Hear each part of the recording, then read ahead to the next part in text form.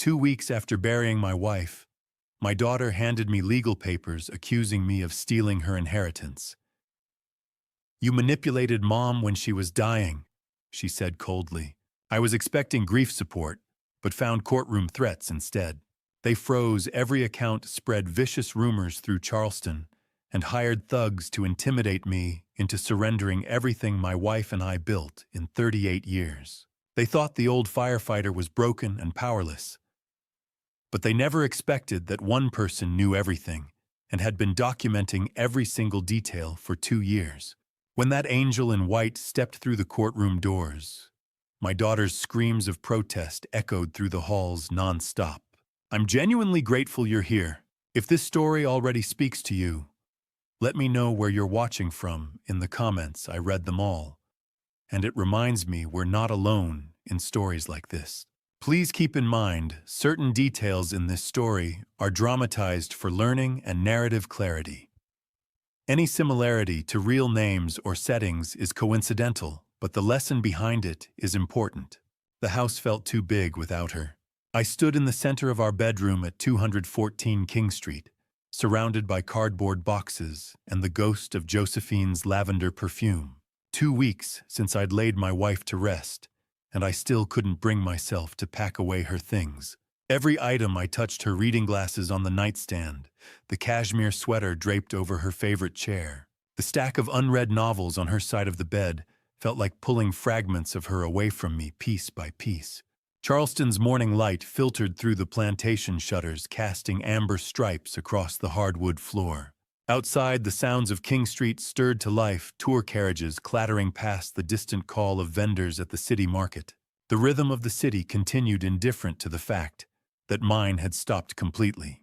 Josephine had passed away from Alzheimer's after 2 brutal years of watching the woman I loved slip away in increments.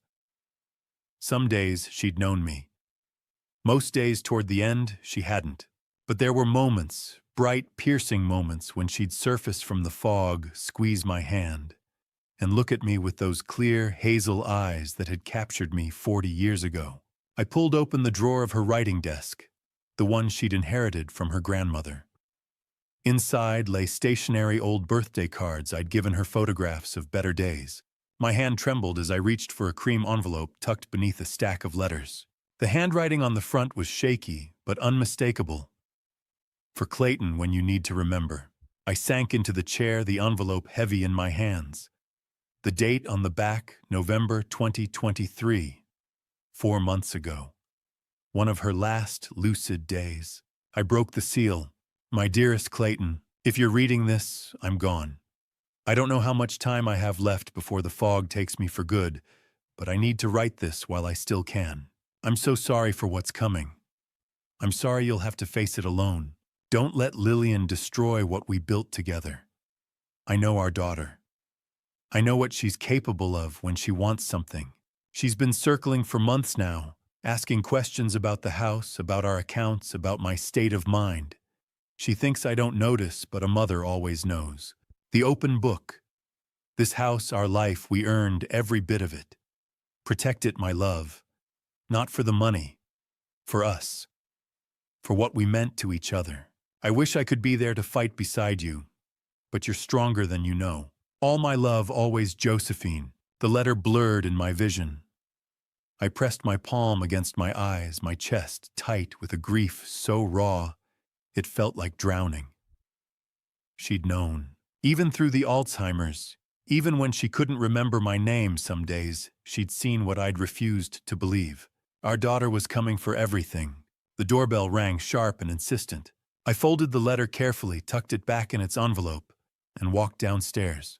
Through the frosted glass of the front door, I could make out the shape of a courier, his clipboard already raised. Clayton Merrick. "Yes. Sign here, please." The envelope he handed me was thick, official. The return address made my stomach drop: Kingsley and Associates, Attorneys at Law. I carried it to the kitchen table, Josephine's letter still clutched in my other hand. For a long moment, I just stared at both envelopes, one from my wife, one from my daughter's legal team. Then I opened the second one. Emergency petition for asset transfer. Lillian Merrick versus Clayton Merrick. The words jumped out at me in bold type. Elder abuse, undue influence, financial exploitation, cognitive impairment of decedent, immediate asset freeze pending investigation. My daughter was suing me. Not just suing, she was accusing me of manipulating her mother, of taking advantage of a sick woman, of stealing what should have been rightfully hers. I read through the petition twice, my hands shaking harder with each paragraph. According to the document, I'd isolated Josephine from her family. I'd coerced her into changing her estate plan. I'd enriched myself at her expense during her vulnerable state. Every word was a lie. Every word would need to be defended in court. I grabbed my phone and pulled up Lillian's contact. The call went straight to voicemail. Her voice, professional, clipped the same tone she used with clients at her corporate law firm. "Lillian, it's your father. I just got the papers. We need to talk. Please call me back." I tried again. Voicemail. Again, voicemail. She wasn't going to answer. She'd already made her choice. I set the phone down and looked at the petition again. The response deadline glared up at me from the bottom of the page: 48 hours to file an answer or risk default judgment. 2 days. I had 2 days to find a lawyer, to gather documentation, to build a defense against my own child. 2 days to figure out how to fight for the home Josephine and I had bought when Lillian was just a baby, for the bookshop where my wife had spent 30 years building something beautiful, for the life we'd created together. 2 days, and I had no attorney, no strategy, no idea how to navigate the legal system that my daughter, a corporate lawyer with resources I couldn't begin to match, had just weaponized against me. I spread both letters on the table before me, Josephine's words of warning, Lillian's declaration of war. The sunlight shifted, casting long shadows across the kitchen. Somewhere in the house, a clock ticked steadily forward. Outside, Charleston moved on with its day, oblivious to the fact that my entire world had just fractured. I stared at the petition, at my daughter's name printed in cold legal type, at the accusations that would force me into a courtroom to defend my love for my wife. I have 2 days to figure out how to fight my own daughter in court. I don't even know where to start. 3 days had passed since I'd opened that legal envelope, and I still didn't have a plan. The courthouse steps felt steeper than they should have as I climbed toward the entrance of the Charleston County Judicial Center that morning, my hand gripping the metal railing for support. In my other hand, I clutched a thin folder, everything I'd managed to gather in 72 frantic hours: Josephine's death certificate, our marriage license, a handful of bank statements. It wasn't enough. I knew it wasn't enough. The folder had cost me 3 sleepless nights and a dozen unanswered calls to attorneys who either wanted retainers I couldn't afford or didn't take emergency cases. In the end, the court had assigned me someone, a public defender, stretched thin across too many cases, who'd met me for exactly 17 minutes in a windowless room an hour earlier. "She'd just be honest," he'd told me, barely glancing at the documents I'd brought. "The judge will see you're a good man." I'd wanted to believe him. Then I saw her. Lillian stood near the security checkpoint, her back straight, her dark hair pulled into the same sleek bun she wore to depositions. Next to her, a man in a charcoal suit adjusted his cufflinks, Douglas Kingsley, according to the letterhead I'd memorized by now. His briefcase probably cost more than my monthly pension. I started toward them, my heart hammering against my ribs. "Lillian!" She turned her head fractionally, just enough that I knew she'd heard me. Then she walked through the metal detector without breaking stride, Kingsley following close behind. She hadn't looked at me, hadn't paused, hadn't acknowledged that the man calling her name was the one who'd taught her to ride a bike, who'd walked her down the aisle at her wedding, who'd held her mother's hand while she slipped away. The security guard waved me through. I fumbled with my keys, my wallet, the folder that suddenly felt impossibly heavy. By the time I reached the courtroom, Lillian was already seated at the plaintiff's table. Her posture perfect, her hands folded on top of a leather portfolio. Kingsley sat beside her, flipping through notes with the ease of someone who'd done this 1,000 times before. I took my seat across the aisle. My court-appointed attorney, a young man with tired eyes and a tie that didn't quite match his wrinkled shirt, arrived moments later, dropping into the chair beside me with a sigh. "All rise." Judge Miriam Ashford entered from the side door, her black robe swishing as she took the bench. She was 60-something, with silver-streaked hair, and the expression of someone who'd heard every excuse, every plea, every broken promise the legal system had to offer. She settled into her chair and opened the file in front of her without preamble. Emergency petition for asset transfer. Merrick versus Merrick. Counsel proceed. Kingsley rose smoothly, buttoning his suit jacket with practiced precision. When he spoke, his voice filled the courtroom, confident, measured, devastatingly polite. "Your Honor, this is a straightforward matter of protecting a vulnerable estate from potential mismanagement." Miles Tuckin. Josephine Merrick passed away 3 weeks ago after a prolonged battle with Alzheimer's disease.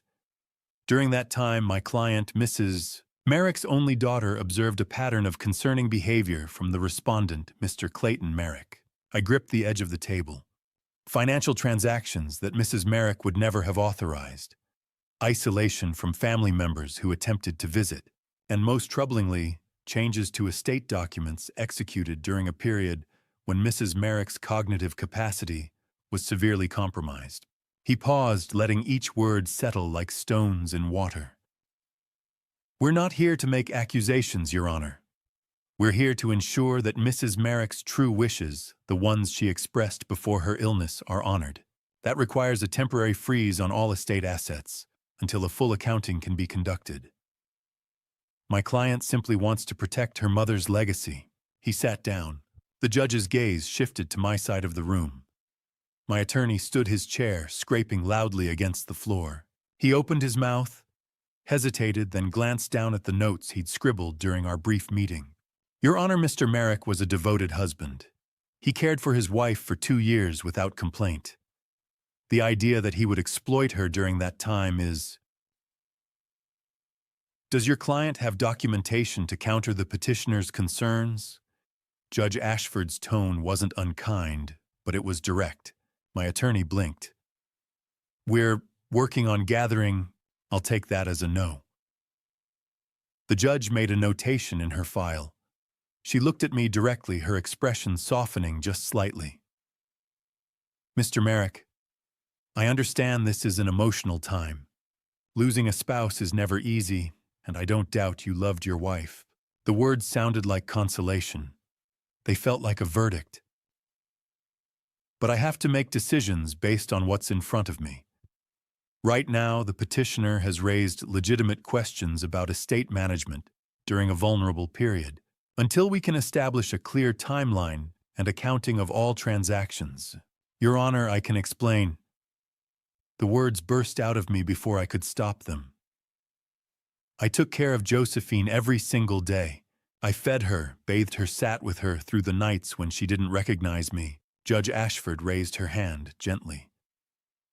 "Mr. Merrick, I'm not questioning your devotion. I'm simply ensuring that the estate is protected while we sort through the details. The court is ordering a temporary asset freeze until the next hearing. You'll have an opportunity to present your case with proper documentation at that time." The gavel came down. Just like that, it was over. I sat frozen as the courtroom emptied around me. My attorney mumbled something about paperwork and next steps, but his voice sounded distant, muffled, like I was underwater.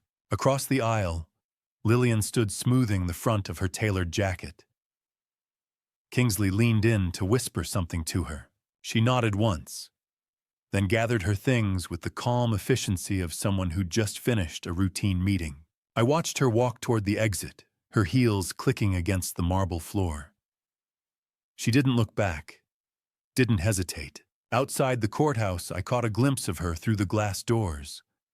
A black sedan waited at the curb, sleek, expensive, probably a town car Kingsley had arranged. The driver held the door open. Lillian slid into the back seat, her phone already pressed to her ear, her expression smooth and untroubled. The car pulled away from the curb, merging into Charleston's late-morning traffic. I stood on the courthouse steps, my folder of inadequate documents tucked under my arm, watching the sedan disappear around the corner. The way she climbed into that expensive car, like she'd just won something. Not like she'd just buried her mother. By Monday morning, 4 days after the hearing, it seemed like half of Charleston knew about the lawsuit. I arrived at Station 5 early that day, the way I always did when I taught the EMT certification course. 20 years of volunteer work at the firehouse had earned me a small side gig teaching emergency response techniques to new recruits.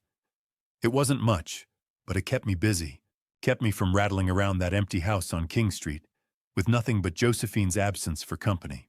The recruits were already waiting when I walked into the training room, clustered near the coffee station, in that nervous way first-day students always did. I set my materials on the desk and turned to write the day's agenda on the whiteboard. Behind me, the conversation died. I glanced over my shoulder. 6 faces stared back at me, some curious, some uncomfortable, all suddenly very interested in their notebooks. One of them, a kid barely out of high school, nudged his neighbor and whispered something I couldn't quite catch. I cleared my throat and kept writing. The class dragged. Every question I asked hung in the air too long before someone answered. Every demonstration felt like I was performing for an audience that had already made up their minds about me. By the time I dismissed them, my jaw ached from keeping my expression neutral. Chief Eugene Tucker caught me in the hallway as I was packing up. Clay. He pulled off his reading glasses the way he always did when he had something difficult to say. Got a minute? I followed him into his office, a cluttered space that smelled like old coffee and diesel fuel. Eugene had been my friend for 30 years, ever since I joined the volunteer corps fresh out of high school. He'd been the one to promote me to lieutenant, the one who'd let me cry in this very office the night Josephine's diagnosis came back. Now he couldn't quite meet my eyes. There's been some talk, he said, finally leaning against his desk.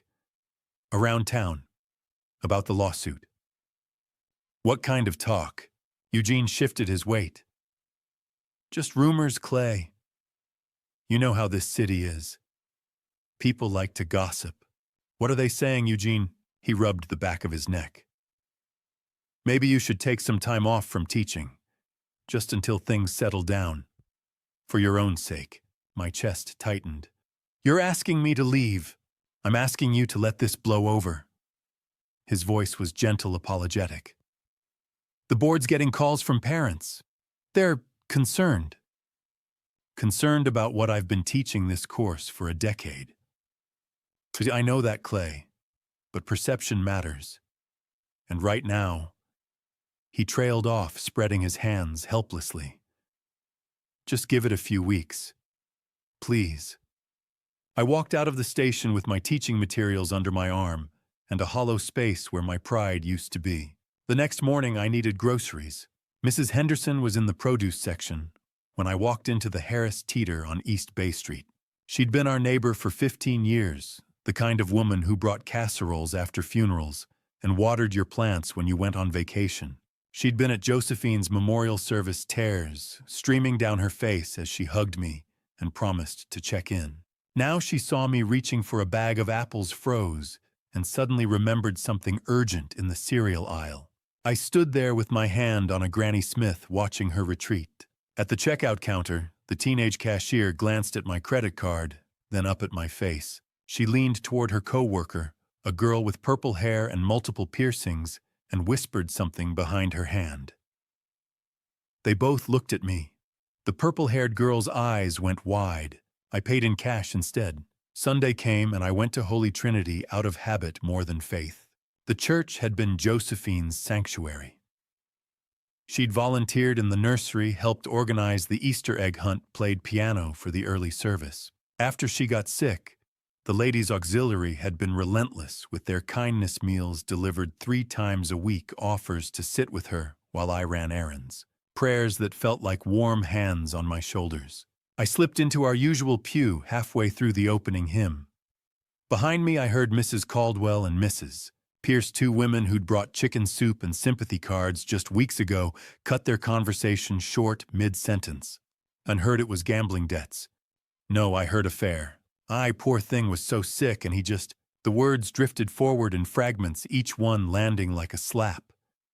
I kept my eyes on the hymnal, my hands gripping the wooden pew until my knuckles went white. After the service, I didn't stay for coffee hour. Back home, I couldn't stand the silence. I pulled out my laptop, a machine I rarely used except to check email, and opened Facebook. Maybe I could find out where these stories were coming from. Maybe I could set the record straight. It took me 10 minutes to find the Charleston Community Group. 1,500 members. Posted 2 days ago. Does anyone know Clayton Merrick on King Street? Hearing some disturbing things about how he treated his wife during her illness? Sad when family takes advantage like that. 43 comments. Most of them from people I'd never met, repeating variations of the same rumors: gambling, infidelity, financial abuse. A few defended me, strangers, mostly saying we shouldn't judge without facts. But they were drowned out by the chorus of speculation. I scrolled down. Another post from a different anonymous account. Yeah, my friend is a nurse at MUSC. She said Josephine Merrick came in with bruises multiple times. Just saying. My vision blurred. I'd never laid a hand on Josephine. Not once. Not ever. The bruises had come from Alzheimer's, from falls, from the blood thinners her neurologist prescribed, from the cruel fragility that came with the disease. But who would believe me now? I refreshed the page. More comments appeared, each one adding another layer to a story that had nothing to do with the truth. Someone claimed they'd seen me at a casino in Myrtle Beach. Someone else said Josephine had confided in them about my controlling behavior. A third person, using a fake profile with no photo, said they'd heard I'd forged her signature on estate documents. None of it was true. All of it was spreading. I sat at the kitchen table, the glow of the laptop screen, casting shadows across Josephine's empty chair. Outside, Charleston carried on the carriage tours, the church bells, the tourists taking photos of rainbow-colored houses. Life moving forward while mine collapsed inward. I didn't understand where these stories were coming from, but someone wanted Charleston to turn its back on me. And it was working. A week after the emergency hearing, the utility company called. Mr. Merrick, this is Charleston Electric regarding your account at 214 King Street. Your service will be disconnected in 10 days without payment. I stared at the stack of bills on the kitchen table. Property tax notice on top, $8,400 due in 30 days. Water internet insurance beneath it. Each envelope a small crisis I couldn't solve. I'll take care of it, I told the woman, though I had no idea how. The next morning, I drove to Charleston First Bank on Broad Street, where Josephine and I had banked for 30 years. The teller's smile faded when I explained what I needed. I need to withdraw from our savings, enough to cover property taxes and utilities, she typed into her computer. Mr. Merrick, I'm so sorry. There's a court-ordered freeze on all accounts associated with your wife's estate. So what about my personal account? More typing. That one's accessible. Current balance is $12,463. 2 years of caregiving had drained nearly everything. I did the math: $8,400 for taxes, $600 for utilities, groceries, the mortgage payment coming due. The numbers didn't work. I drove down Meeting Street in a fog. A pawn shop sat wedged between a coffee house and an antique store, a place I'd passed 1,000 times without seeing. Now I pulled into the lot and sat in my truck for 5 minutes, trying to convince myself this wasn't happening. Inside, fluorescent lights hummed over rows of guitars and power tools. The man behind the counter looked up from his phone. Help you? I set down my grandfather's tool set in its wooden case. My college fishing gear. The watch Josephine had saved for months to buy me, engraved, 30 years still counting, Love, Joe. The man examined each item with practiced efficiency. I can do $800 for the lot. $800. For my grandfather's legacy, and 30 years compressed into a piece of metal that would sit in a display case until some stranger bought it. Okay. He counted out the cash while I signed paperwork, my hand shaking. When I walked out, the watch was still on the counter, catching the fluorescent light. That evening, Beverly Pierce knocked on my door. I hadn't heard from most of Josephine's friends since the rumors started, but Beverly stood on my porch with a casserole dish and worry on her face. "I saw your truck at the pawn shop," she said. "Clay, what's going on?" I let her in because refusing would take more energy than I had. We sat at the kitchen table. The court froze the estate accounts, I explained. "I'm trying to keep up with bills until the next hearing." Beverly pulled out her checkbook. "How much do you need?" Bev, no. Josephine was my best friend for 40 years. She would want me to help. "You're living on a teacher's pension. I can't take your money." "Then let me loan it to you." I wanted to accept. But the look in her eyes, pity mixed with something that might have been doubt, made my stomach turn. Even Beverly, who'd known us since Lillian was born, couldn't quite hide the question. Was there any truth to the rumors? "I appreciate it," I said carefully. "But I need to handle this myself." She left the casserole and a promise to check on me. After she was gone, I sat in the growing darkness, too tired to turn on the lights. That's when I noticed the envelope on the hall table, large, official-looking, from a company I didn't recognize, Charleston Medical Providers, LLC. Inside was a billing statement. Final notice. Overdue balance, $82,000. For medical equipment delivered during patient care, Josephine Merrick. I scanned the itemized list: hospital bed, $12,000, oxygen concentrator, $8,000, wheelchair lift, $15,000, specialized mattress, $6,500. The list covered 2 pages equipment I didn't remember ordering, delivered on dates that made no sense. Some delivery dates were from last year during Josephine's decline. But others, I checked the calendar by the refrigerator, were from after she'd passed away. June Hartley had coordinated all of Josephine's medical supplies through reputable Medicare-approved vendors. I'd never heard of Charleston Medical Providers, LLC. The letterhead looked professional, corporate logo, invoice numbers, delivery dates. At the bottom in bold, legal notice. Property line established against the estate of Josephine Merrick pending payment. Failure to resolve within 30 days will result in foreclosure proceedings. Beverly knocked again. She'd forgotten her keys and found me staring at the bill. "Clay." She read over my shoulder. "What is this?" "It says I owe $82,000 for medical equipment." "Did you order this?" "No. June handled all the medical supplies. And these dates..." I pointed to the calendar. "Some are after Joe passed away." Beverly's expression shifted from concern to something sharper. "This doesn't make sense." I looked at the professional letterhead, the detailed invoices, the legal threats, the fake medical bill, the rumors spreading through Charleston, the lawsuit filed days after Josephine's funeral.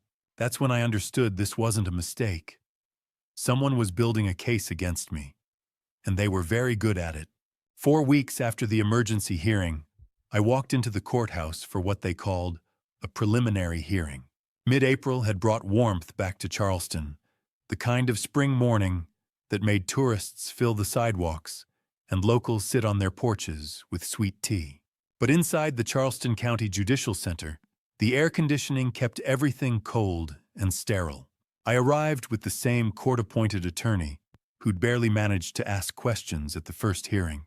He carried a thin folder thinner than Kingsley's leather briefcase, thinner than the stack of documents Lillian had arranged on her table like she was preparing for a corporate merger. She sat across the aisle from me, her dark suit pressed and perfect, sorting through papers with the mechanical efficiency of someone going through quarterly reports, not someone fighting her father over her mother's memory.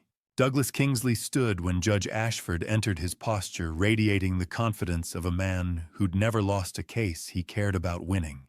"So, Your Honor," Kingsley began, his voice filling the courtroom, "the petitioner would like to call Dr. Simone Monroe as an expert witness."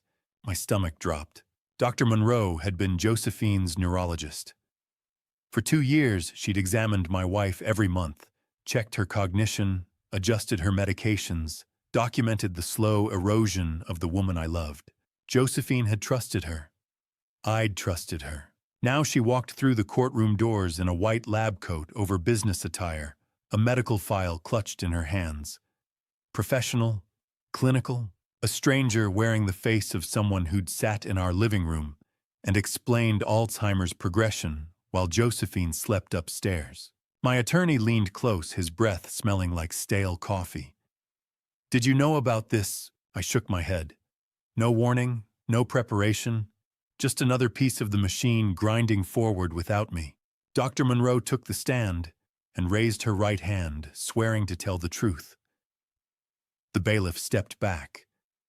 Kingsley approached with the measured pace of someone who already knew every answer. "Dr. Monroe, how long did you treat Josephine Merrick?" 2 years. From her Alzheimer's diagnosis in March 2022 until her passing in February 2024. Her voice was calm, detached, the same tone she'd used to explain medical terminology I barely understood. In your professional medical opinion, was Mrs. Merrick capable of making sound decisions during the final 18 months of her life? Dr. Monroe paused, glanced at the file in her lap, then looked directly at Judge Ashford. No.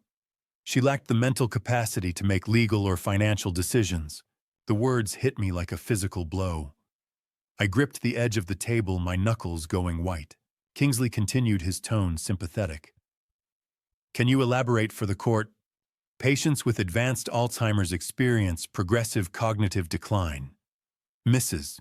Merrick had reached a stage where she could no longer reliably recognize family members, retain new information, or express coherent wishes. Her condition made her extremely vulnerable to influence." I sat there frozen, remembering. 2 months before Josephine passed, on a rare afternoon when the fog lifted, she'd looked at me with clear, hazel eyes and said, "I love you, Clay. Don't let them take our home." She'd known who I was. She'd known what she was saying. She'd squeezed my hand with surprising strength, and for 5 perfect minutes, my wife had come back to me.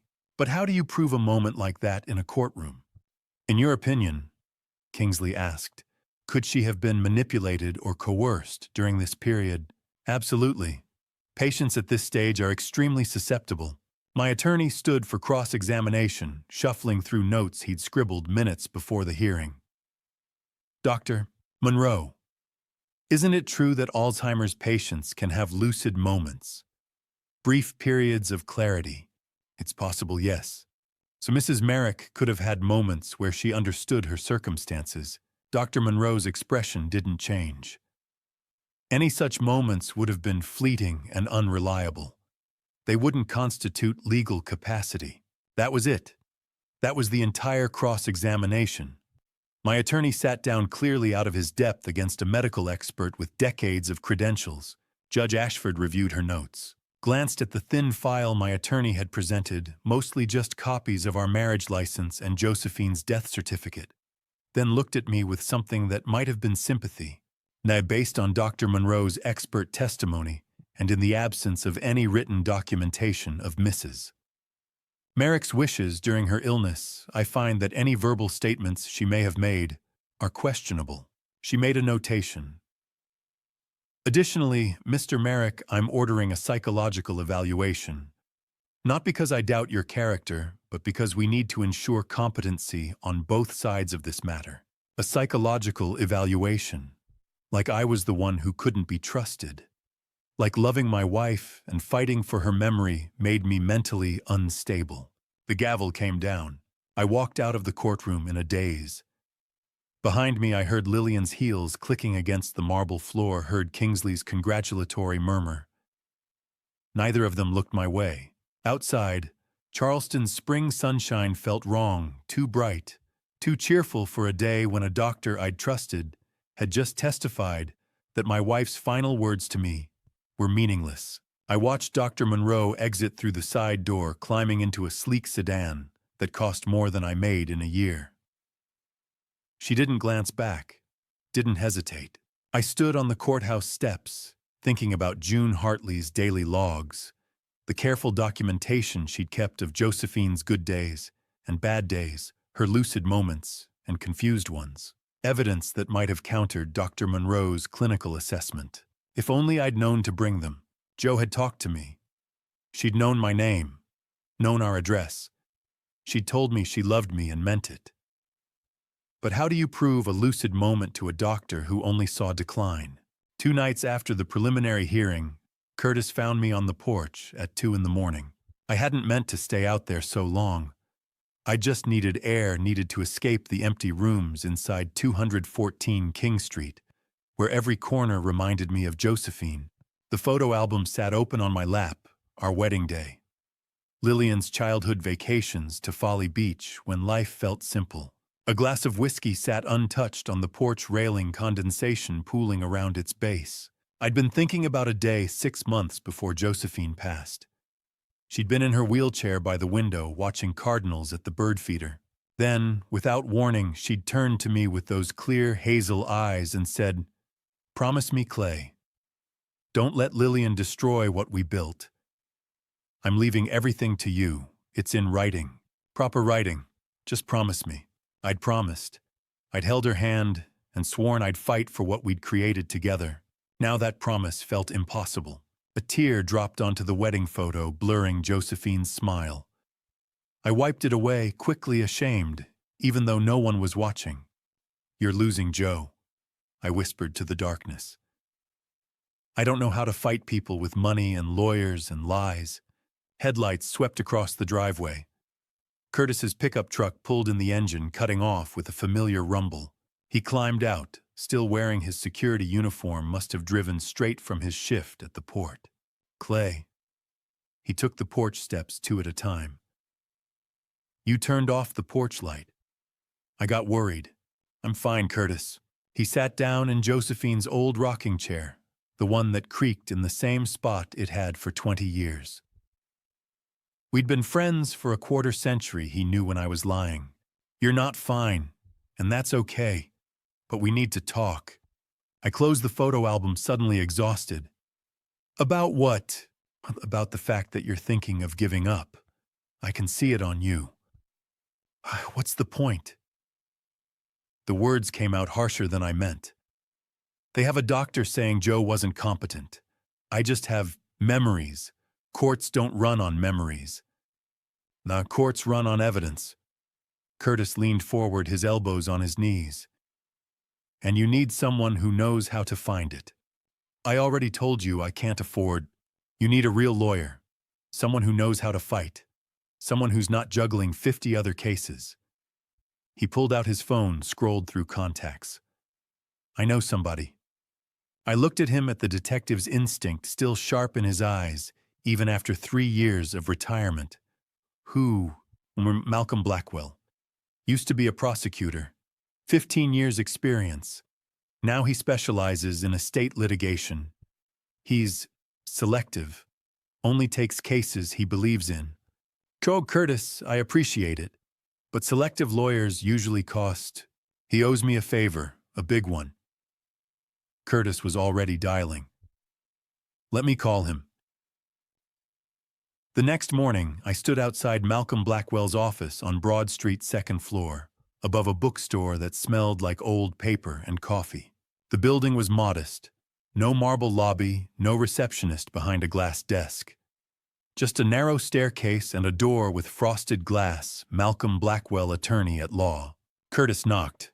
A voice called, "Come in." Malcolm Blackwell sat behind a desk covered in organized chaos, legal pads, case files, a laptop surrounded by post-it notes. He was mid-40s, sharp-eyed behind reading glasses, dressed in a button-down shirt with the sleeves rolled up. Not the polished armor Kingsley wore. This was a man who worked. He stood when we entered, shook my hand firmly. "Mr. Merrick, Curtis told me about your situation." "Sit." We sat. Malcolm pulled out the transcript Curtis had somehow obtained from the preliminary hearing, I didn't ask how, and read through it with the intensity of someone who'd spent years prosecuting criminals. This is not good," he said finally. "They have expert medical testimony. You have no documentation. Your court-appointed attorney did what he could with nothing." My chest tightened. So you're saying I'm saying you need ammunition, and we need to find it fast. He closed the transcript, studied me over his glasses. Tell me everything. Start with how you cared for your wife. So I did. I told him about the daily routine, bathing Josephine when she couldn't do it herself, feeding her when she forgot how to use a spoon, reading to her on the days when she didn't know my name but would still hold my hand. I told him about the medications, the sleepless nights, the moments when I'd cry in the bathroom so she wouldn't see. Malcolm took notes, asked questions, never rushed me. Financial transactions, he asked. I have receipts, boxes of them. Every penny I spent on Joe's care. Her lucid moments, too, they happened. Unpredictable but real. She'd talk about our life together, give instructions, tell me she loved me. I know what Dr. Monroe said, but I was there. Joe knew what she was saying. Who else was there? Who witnessed these moments? I paused. June Hartley. She was there every day. Malcolm's expression shifted, something like interest, maybe hope. Who's June Hartley? Josephine's caregiver. I hired her 2 years ago when Joe's Alzheimer's got worse. She's a former ICU nurse. Very professional. Very thorough. Malcolm leaned forward. Define thorough. She kept records. Logs of everything. Medications, meals, who visited Joe's good days and bad days. She said it was standard protocol. For the first time since I'd walked into his office, Malcolm smiled, not with amusement, but with the recognition of something important. Clay caregivers don't keep documentation that detailed unless they have a reason. A personal reason. He picked up his phone. I need to meet June. Today, if possible. I gave him June's number, watched him dial, heard him introduce himself with the confidence of someone who'd spent 15 years in courtrooms. He scheduled a meeting for that afternoon. When he hung up, he looked at me with something I hadn't seen in weeks: optimism. Your professional caregivers who document everything, they do it because they've seen families tear each other apart. They do it because they know what happens when there's no evidence. You think June has what we need? I think June might be holding your entire case. And if that's true, your daughter just made a very expensive mistake. I sat there, Curtis beside me, Malcolm already pulling out a legal pad to start strategizing. The weight that had been crushing my chest since the emergency hearing loosened slightly. For the first time since the funeral, I felt something other than grief and fear. I felt possibility. That same afternoon, Malcolm and I drove to June Hartley's house in Mount Pleasant. 20 minutes east of Charleston, the landscape shifted from historic downtown to quiet suburban streets. Malcolm drove, filling the silence with questions. How long had June worked for us? What was her daily routine? Had she ever expressed concerns about Lillian? I answered as best I could, but mostly I stared out the window, trying to manage the fragile hope in my chest. June's house sat on a corner lot, a single-story ranch with cream siding, a carefully maintained lawn, and wind chimes on the porch. Everything spoke of order and care. Malcolm studied it. Neat. Organized? Good sign. June opened the door before we reached the porch. 52 with kind eyes that carried weight, dressed casually but professionally. She'd been at Josephine's funeral but had kept her distance. I'd say, Mr. Merrick, Mr. Blackwell, come in.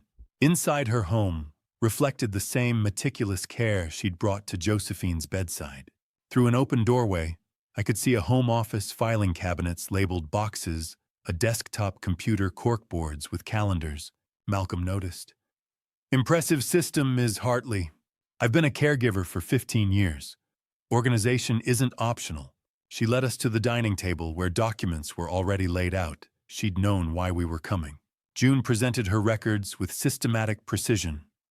First, the daily care logs, leather-bound notebooks covering 2 full years, every single day documented. She opened one and read aloud. March 15th, 2023, Mrs. M. Lucid today, recognized daughter's name when asked, requested scrambled eggs for breakfast.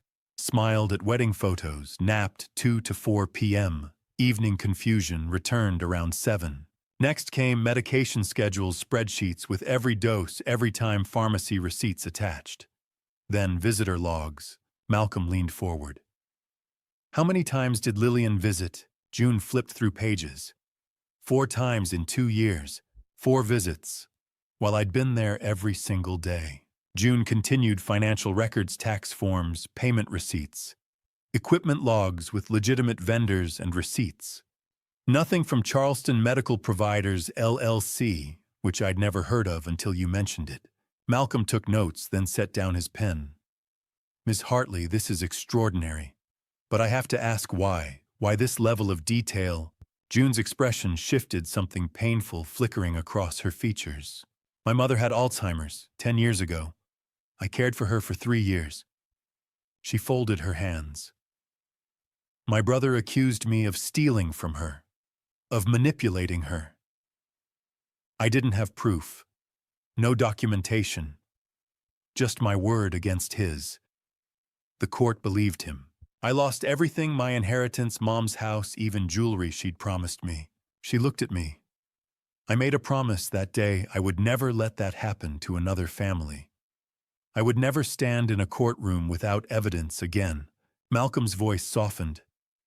I'm sorry that happened. It made me better at my job. With every family, I document everything. It protects them. It protects me. It protects the truth. Do you have video evidence? Malcolm asked. June nodded. Mrs. Merrick consented to security cameras during a lucid period. She requested them. She opened her laptop and pulled up a folder from 8 months ago.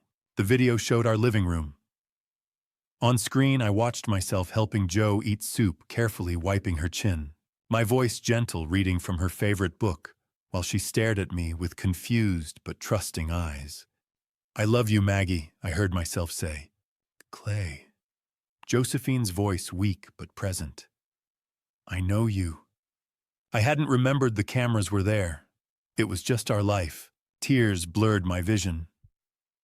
Malcolm watched with professional focus, but swallowed hard. And this is powerful, he said quietly.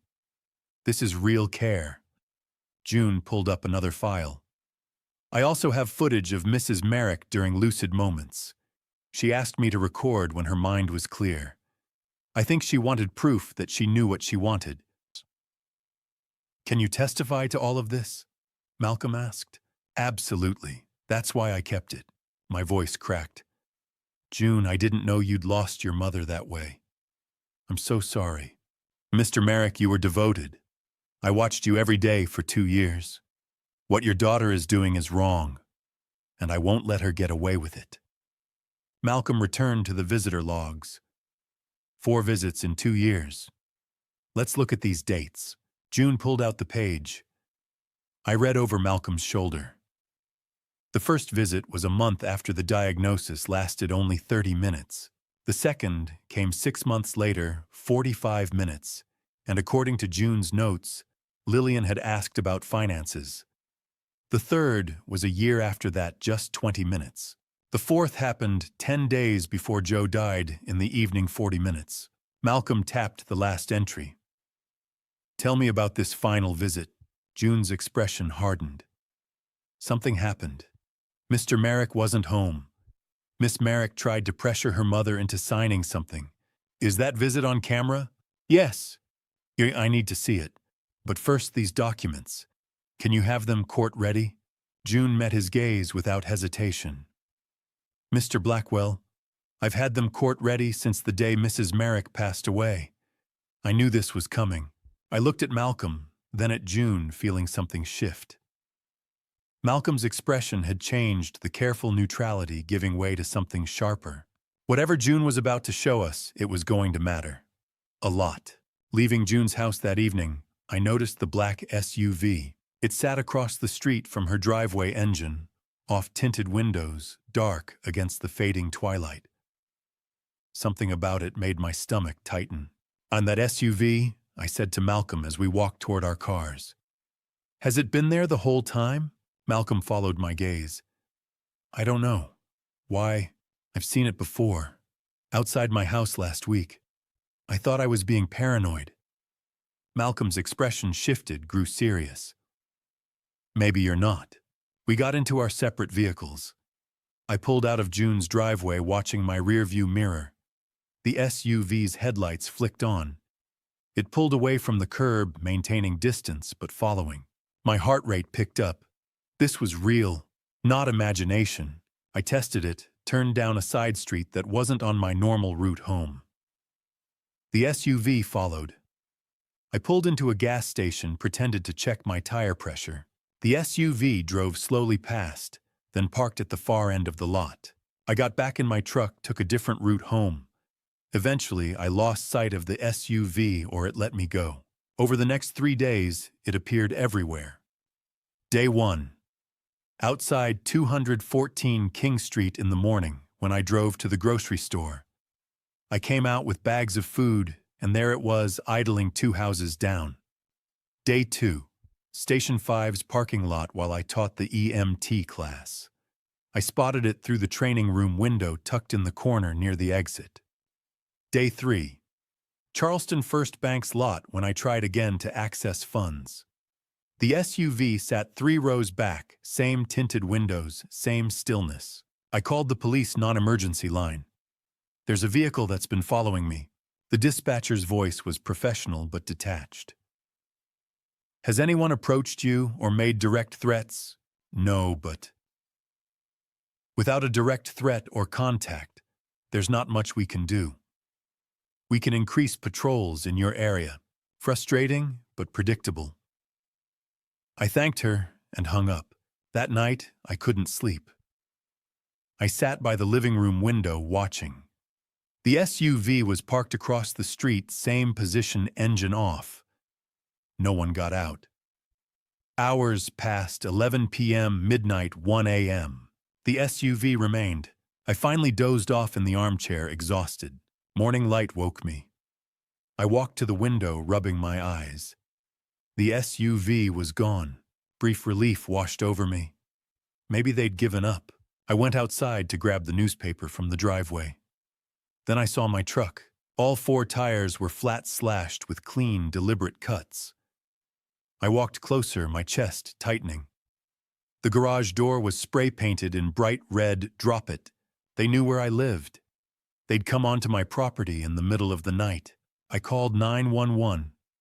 I need to report vandalism. 2 officers arrived 20 minutes later, took photos, filled out paperwork. The younger one crouched by the tires, examining the cuts. This is criminal mischief, Mr. Merrick. We'll investigate, but without witnesses or camera footage. This is connected to my lawsuit, I said. Someone's trying to intimidate me. The officer stood, his expression sympathetic, but limited. I understand. We'll increase patrols. If you see that SUV again, call immediately. Try to get the license plate. They left. I stood in my driveway, staring at the message on my garage door.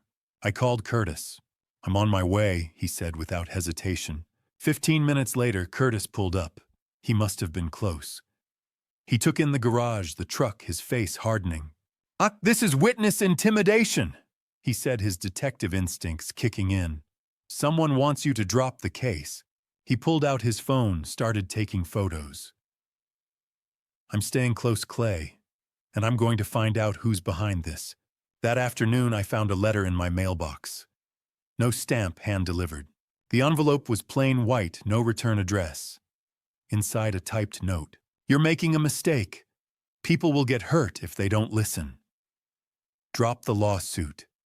This is your last friendly warning. Curtis read it, wearing gloves, treating it like evidence. We need to document this. Photos, reports, everything. He photographed the truck, the garage, the letter. Then he walked to the end of the block where the SUV had reappeared, partially hidden behind a delivery van. He managed to capture part of the license plate before it drove away. Curtis studied the photo on his phone. I still have contacts at Charleston PD. Let me make some calls. Curtis, what if it gets worse? He met my eyes, his voice firm. Then we deal with it. But don't back down. People who make threats like this, they're scared. That means Malcolm's on the right track. That night, I barely slept. Every car that passed, every sound outside my body stayed on high alert. I kept the lights off, watched the street through a gap in the curtains. The SUV didn't return. But the message on my garage door remained stark and threatening in the streetlight's glow. They wanted me afraid, and it was working. 6 a.m. The next morning, my phone rang. "Curtis, I found it. You need to see this now." I drove to his house near Hampton Park, a tidy one-story that bore the marks of a bachelor who kept everything in its place. Curtis sat at his dining table with his laptop, 2 mugs of coffee already poured. He looked like he'd been up all night. "Sit down," he said, sliding 1 mug toward me. I ran that partial plate through. Let's call them unofficial channels. Unofficial. I still have friends at Charleston PD. They owe me favors. He turned the laptop screen toward me. Vehicle registration information filled the display. The SUV's registered to Enterprise Rentals corporate account. Payment method credit card ending in... He scrolled down. I traced that card. It belongs to Sinclair Capital Management. What's Sinclair Capital Management? Curtis opened a company website, sleek design, professional photos, sparse details. Private investment firm, small operation, run by one person. He pointed to a headshot, a man in his mid-40s, expensive suit, confident smile. Lucien Sinclair. I studied the photo. Something about his expression, the way he looked at the camera like he owned whatever room he was in, made my stomach turn. "Who is he?" "Your daughter's fiancé." The words hit me like cold water. "Lillian's engaged. She never told me. Not even at the funeral.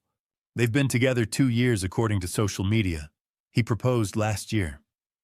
Curtis opened more screens, public profiles, court documents. "Lucian's in trouble, Clay. Big trouble. Look at this." He pulled up civil suits. Lawsuits from investors. His company lost $3 million in a failed deal. He's being sued by 4 different investors. More documents appeared. Bank records show liens against his business assets. Defaulted loans. This man is drowning financially. I processed the information slowly. So he needs money. Not just needs, desperately. Curtis opened another file. "Remember the fake creditor Charleston Medical Providers, LLC? The $82,000 bill for equipment I never ordered. Look at the business registration." He turned the screen again. Registration date 3 weeks before Josephine passed away. Business address. I leaned closer, reading the line Curtis was pointing to. The same building as Sinclair Capital Management. Same floor. He created that company. I said the pieces clicking together. Not just created. Look at the incorporation documents. Curtis pulled up another screen. Lucien Sinclair is listed as the registered agent. That's fraud. Calculated fraud. He set this up before Joe died. We sat in silence for a moment, the weight of it settling over us. "We need to take this to Malcolm," Curtis said. An hour later, we sat in Malcolm's office. He'd agreed to meet on a Saturday morning, which told me he understood the urgency. He reviewed everything Curtis had found, taking detailed notes. "Curtis, how did you access some of this information?" Curtis chose his words carefully. "Through legal public record searches and some connections. I can't use illegally obtained evidence in court." "I know, but you can use it to know where to search legally." Malcolm's expression shifted, something like approval. "Smart." He spread the documents across his desk, organizing them into categories. "This changes everything. Lucien isn't just Lillian's fiancé, he's the architect. She wants your estate, he needs it. Together they built a conspiracy." Malcolm pulled out a legal pad, started drafting. "I'm filing a motion to dismiss the fake creditor's lien. I'll include the corporate records, those are public. The registration timeline looks suspicious. The business address links directly to Lucien. And the fact that no equipment was actually delivered can be proven through June's logs. I'll file this Monday morning, and I'm sending a copy to the district attorney's office. The DAY. Malcolm set down his pen. Because this isn't just a civil dispute anymore, Clay. What we're looking at is fraud, possibly conspiracy to commit fraud. That's criminal. He looked at Curtis. Keep digging. Carefully? Legally? Curtis nodded. What about the threats? I asked. The vandalism, the letters, that's witness intimidation, also criminal. Malcolm turned to Curtis. Can you connect that SUV directly to Lucien? I'm working on it. We left Malcolm's office as the morning sun climbed higher over Charleston. Curtis walked beside me to the parking lot, both of us quiet. At my truck, Curtis turned to me. They're making mistakes now. Desperate people always do. I wanted to believe him, wanted to feel the confidence I heard in his voice. But desperate people also became dangerous. 3 days after Curtis identified the SUV, Malcolm called me to his office. My investigator found this, he said, holding up a thick stack of printed screenshots. I sat across from his desk while he spread the documents out like evidence at a crime scene. Remember those rumors, the social media posts? Malcolm tapped the papers. They weren't organic. He showed me printouts of Facebook posts, each one time-stamped and annotated. My investigator traced the IP addresses, different accounts, but they all originated from a single source initially, then spread through networks. The posts had appeared first in Charleston Community Group, Holy Trinity Church, Parish Charleston Firefighters Network. Places where I had roots. Places where my reputation mattered. Very professional work, Malcolm said. Targeted specifically at your communities. He pulled out the investigator's report. The posts had been strategically timed, appearing within hours of court filings. The language analysis showed professional reputation management vocabulary. Then my investigator found the payments. Malcolm slid a bank record across the desk. Wire transfer from Sinclair Capital Management. Recipient TRP Investigations. Consulting services $15,000. TRP Investigations, run by Terry Ramsey. Malcolm opened the South Carolina Private Investigator Licensing Database on his laptop. Terry Ramsey, licensed PI Charleston. Background: former Charleston PD officer 2001 to 2015. Current specialty listed as reputation consulting. My investigator talked to some of Ramsey's former clients. He specializes in perception management, which is essentially reputation destruction. Malcolm showed me text messages obtained through legal discovery requests related to Lucien's business dealings. The messages were dated 3 weeks ago, right after the emergency hearing. Lucien to Terry: need reputation management on Clayton Merrick. Make it thorough. Terry's response: understood. Charleston's a small town. I know how to work it. More messages followed. Lucien: focus on the firefighter community. That's his base. Lucien: church ladies love to gossip. Plant seeds there. Lucien: make sure everyone knows he's unstable. Ramsey kept everything, Malcolm said. Screenshots of posts he made, schedules of when and where, copies of payments. Standard PI documentation, probably to protect himself legally. He showed me Ramsey's activity log, post in Charleston Community Facebook group. Hearing some disturbing things about Clayton Merrick. Anonymous tip sent to Charleston Post and Courier. Investigation into local elder abuse case. Comments in firefighter forums. Does anyone know what really happened with Merrick's wife? This is defamation, Malcolm said. Witness intimidation, coordinated harassment. I stared at the printouts, seeing my life dissected by someone paid to do it. Why would Ramsey keep such detailed records? Because he's a PI. Documentation protects him if things go wrong. And because Malcolm pulled up another document. He's desperate for money. My investigator found he owes people all over Charleston. Divorce settlement, gambling debts, back rent. Lucien paid cash. Curtis had been waiting in the lobby. Malcolm called him in. Terry Ramsey, Curtis said when Malcolm showed him the name. I know him. We both turned. We were on the force together. He left in 2015. Not voluntarily. He took money from a defendant's family to lose evidence. Got caught. Curtis's expression hardened. Terry's not a bad person. He's just financially cornered. He'll do anything for money, including this. Curtis, can you talk to him? Malcolm asked. Curtis thought about it. Maybe, if I approach it right. Terry might flip if he thinks Lucien's going down anyway. Malcolm gathered the documents. I'm filing a supplemental brief showing coordinated defamation campaign. It proves motive and means. It shows Lucien actively working to destroy your credibility while trying to steal your estate. Will that help? It builds our case. Not just for civil court, for criminal prosecution. Curtis stood. I'll reach out to Terry, carefully. See if he's ready to cooperate. Malcolm looked at both of us.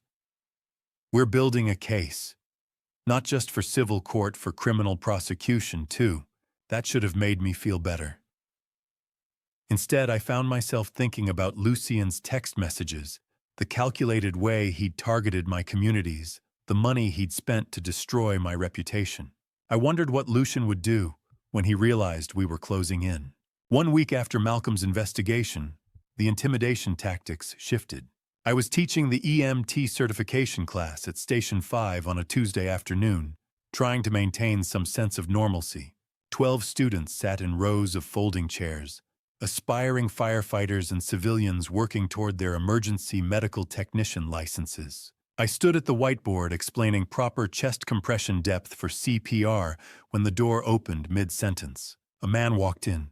He was in his 40s, powerfully built, in a way that suggested regular gym time, dressed in expensive casual wear, a polo shirt and designer jeans. His eyes were cold, calculated. He didn't apologize for interrupting. Just walked straight down the center aisle and took a seat in the back row. Students glanced back then at me. Can I help you? I kept my voice professional. The man smiled slightly, nothing friendly about it. He shook his head, slowly, said nothing. Just stared at me. Are you here for the class? Registration is handled through. Still silent. Still watching. An awkward silence filled the room. Okay then. I turned back to the whiteboard, tried to continue. But I could feel his eyes on me. My train of thought derailed. What CPR compressions should be? I checked my notes material I knew by heart, but my brain had frozen. Should be. A young woman in the front row leaned forward. Mr. Merrick, are you okay? Fine, sorry, where was I? I continued teaching, but every few minutes I glanced at the man. He never looked away, barely blinked, just sat there, an oppressive presence that filled the room with tension. Even the students could feel. The class normally ran 2 hours. I cut it short at 90 minutes. Students filed out, talking quietly among themselves. I approached the man. I have to ask, who are you? He stood slowly, deliberately, and walked toward the door. As he passed me close enough that I could smell his cologne, he leaned in. You should listen when people give advice. He whispered, barely audible, a reference to the drop it message. Then he walked out. My hands shook. Chief Tucker came in moments later, having seen the man leave. Clay, who was that? I don't know. But I think they're escalating. Tucker's expression shifted to concern. This is about your lawsuit, isn't it? I nodded. Clay, maybe you should. I can't stop coming here, Eugene. This is my life. I can't let them take this too. That evening, I sat alone at my kitchen table, doors, locked windows, checked twice. Around me lay the evidence of my old life photos of Joe firefighter commendations, my father's tool set I'd bought back from the pawn shop with money Curtis loaned me. Memories flooded in unbidden. Joe in her wedding dress, laughing at something I'd said. Her face when we first saw 214 King Street, the way she'd squeezed my hand and whispered, "This one." The doctor's office when we got her diagnosis, Joe gripping my hand so hard I thought my bones would break. Good days when she was lucid smiling, saying, "I love you, Clay," and meaning it. The last day Joe in the hospital bed, one final weak squeeze of my hand before she slipped away. Tears ran down my face. Maybe I should just let it go. The house isn't worth this fear. Joe's gone. What am I even fighting for anymore? My phone rang. Curtis with timing that felt almost supernatural. "I'm coming over." "Curtis, you don't have to." "Eugene called me, told me about the man at the station. I'm coming." 15 minutes later, Curtis let himself in with the emergency key I'd given him. He found me at the kitchen table surrounded by photos and memories. He sat down. "Talk to me." "I'm tired, Curtis. I'm 62 years old. I've been fighting for 2 months. My wife's dead. My daughter hates me. Half of Charleston thinks I'm a monster. And now someone's threatening me in public." My voice cracked. Maybe I don't have the strength for this anymore. Curtis's expression was firm but kind. "That's exactly what they want. You giving up. And you know what that means. Their plan is working. They're scared. Scared people sent that man to my class, Curtis. Scared people slashed my tires. What if next time, then I'll be here. You're not alone in this." Curtis pulled out his phone, showed me a photo, the man climbing into the black SUV outside Station 5. Curtis had taken it from his own vehicle. I followed him. Got his face, got the vehicle, and this time, he zoomed in. Full license plate. Malcolm's investigator is running it now. By morning, we'll know who he is. Curtis leaned forward. "Clay, that man showing up in person. That's not confidence. That's desperation. Malcolm's investigation is working. We're getting close to something, and they know it." Curtis made coffee, sat with me past midnight.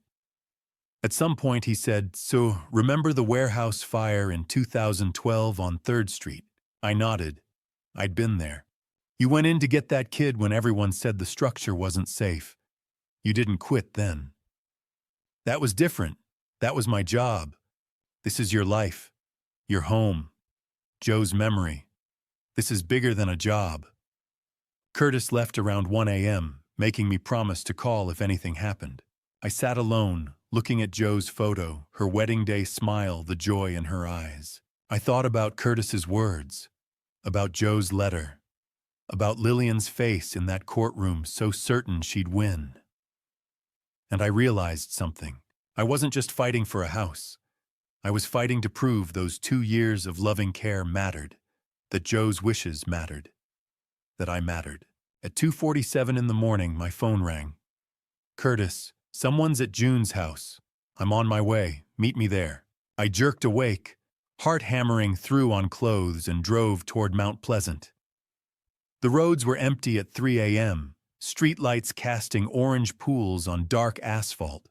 I made the drive in 15 minutes. As I drove, I remembered earlier that day, Malcolm had warned June. "They know about your records," Malcolm had said in his office.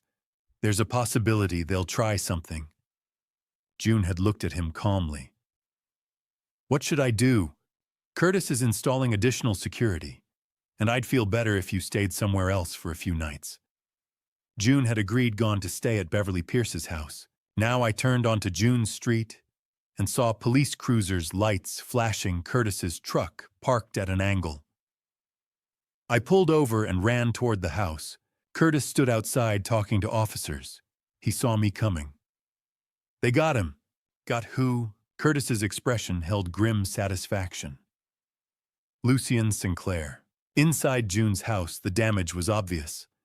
A rear window was shattered glass scattered across the floor. June's home office had been ransacked. Filing cabinet drawers hung open, papers strewn everywhere, her computer's cables ripped out. Detective Jonathan Hayes, Charleston PD, was photographing the scene.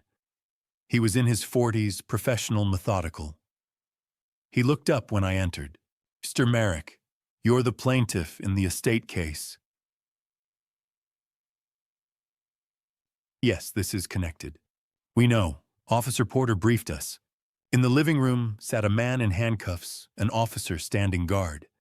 I saw him for the first time. Lucian Sinclair. He was in his early 40s, normally polished and confident based on photos I'd seen online. Now he looked disheveled, expensive clothes, wrinkled hands, dirty from climbing through windows, a cut on his forearm from broken glass. Lucian looked up, saw me, and his expression shifted. Anger, fear, something desperate flickered across his features. "That's him," I asked Curtis. "Lillian's fiancé." Detective Hayes joined us. Mr. Sinclair was apprehended at 2:38 a.m., attempting to remove computer hard drives from the scene. He gestured to a bag near Lucian's feet containing June's backup drives. Breaking and entering attempted theft, and given the ongoing litigation, potential evidence tampering. "How did you catch him?" Curtis smiled slightly. "I installed new security yesterday. Wireless cloud connected.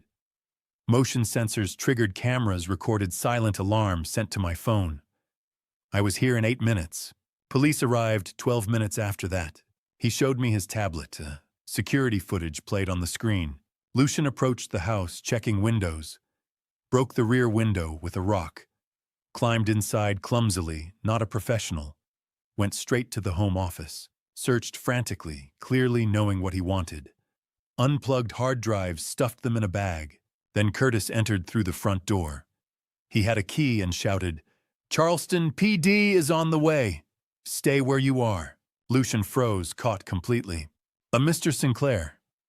Detective Hayes said, "Do you have anything to say?" Lucian's legal instincts kicked in despite his situation. "I want my attorney." "That's your right. But you were recorded on camera inside someone else's home holding their property." Hayes turned to Curtis. "Officer Porter, you said Ms. Hartley is staying elsewhere." "Correct. I'll contact her. She'll need to give a statement." "Mr. Sinclair, please stand up." An officer helped Lucian to his feet and led him toward the door. As he passed me, Lucian stopped.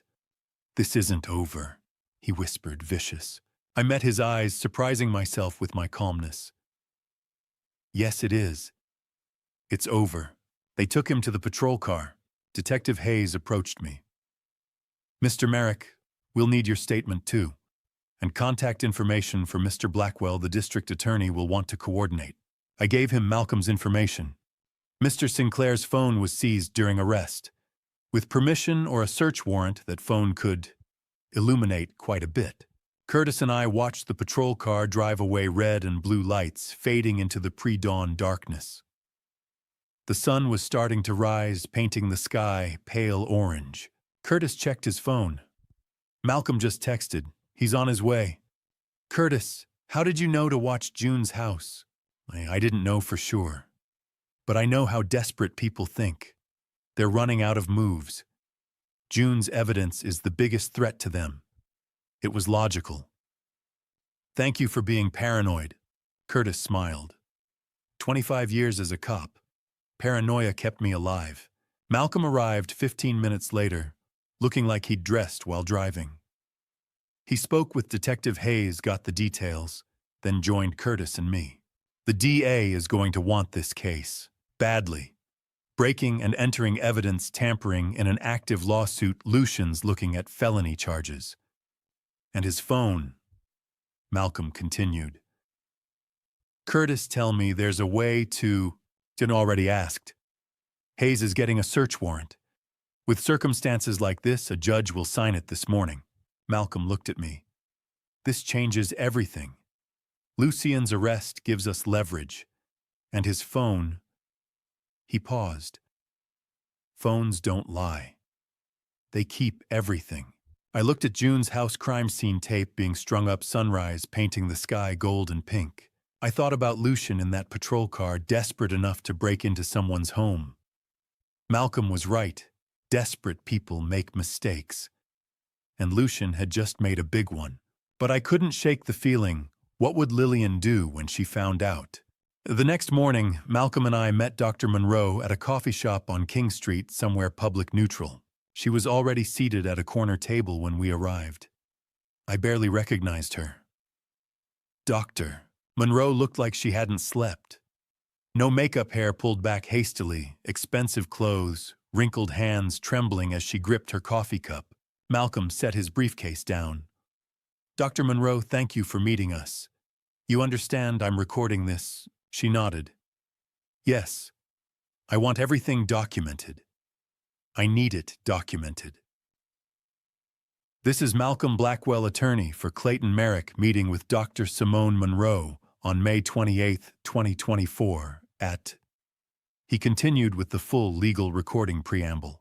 I sat across from the woman who'd destroyed my case, feeling conflicted, angry, but also seeing the desperation in her eyes.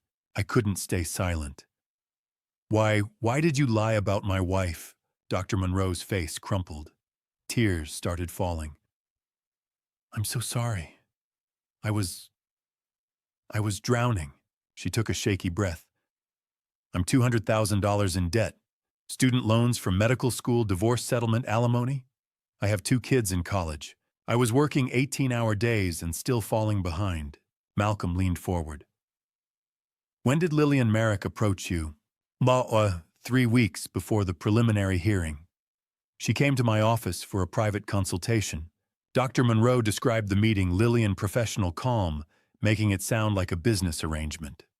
She offered $50,000 upfront, $50,000 after successful testimony, plus a long-term consulting contract with her firm. Dr. Monroe's voice dropped.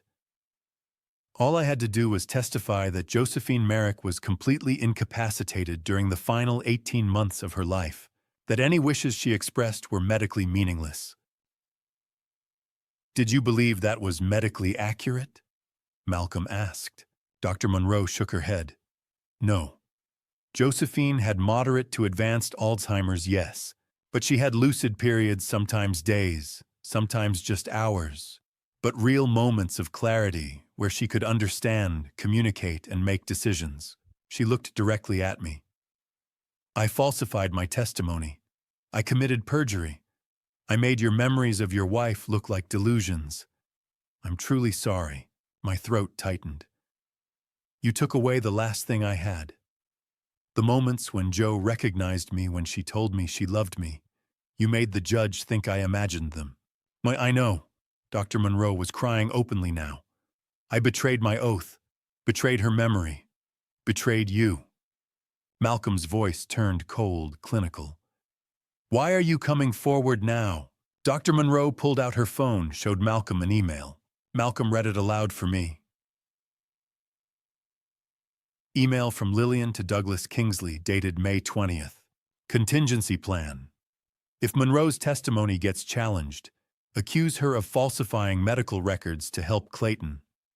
Position us as victims in her fraud. We paid her for legitimate consulting, but she went rogue. Legal liability falls on her. Dr. Monroe's voice hardened through her tears.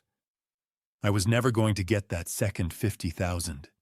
She planned to destroy me the moment I became a liability. I was disposable to her. She used me, planned to eliminate me, and never thought twice. What are you providing us? Malcolm asked. Dr. Monroe slid a large envelope across the table. Everything. Wire transfer records with bank statements. Screenshots of text exchanges with Lillian. Josephine Merrick's original unaltered medical records showing documentation of lucid periods. A typed signed confession. Agreement to testify truthfully. Malcolm reviewed the documents carefully. This is comprehensive. Why go this far? Dr. Monroe looked at me. Because you were right, Mr. Merrick. I took away the last precious thing you had. Your memories of your wife. I can't give them back. But I can confirm they were real. She opened the medical file, pointed to specific entries. Josephine Merrick had lucid periods. I documented them. I read the clinical notes through tears. March 12, 2023. Patient lucid, oriented to person and place, engaged in conversation about family, expressed clear wishes regarding care. April 8, 2023. Alert and oriented, recognized husband by name, discussed preferences for end-of-life care. September 21st, 2023. Lucid episode lasting approximately 6 hours. Patient communicated, clearly laughed at shared memories. She knew who you were, Mr. Merrick. She loved you. And in those clear moments, she was fully capable of expressing her wishes. The clinical documentation proof that Joe's love was real, that our conversations mattered. Dr. Monroe, Malcolm said, you understand that by doing this, you're facing medical board review, potential license suspension, and possible criminal charges for perjury. Yes. And you're willing to testify to all of this in court under oath, accurately this time. Yes, I'll testify to everything. What Lillian paid me, what she told me to say, and what the truth actually was. Dr. Monroe's voice steadied. I can't undo what I did, but I can stop it from succeeding. Malcolm stood.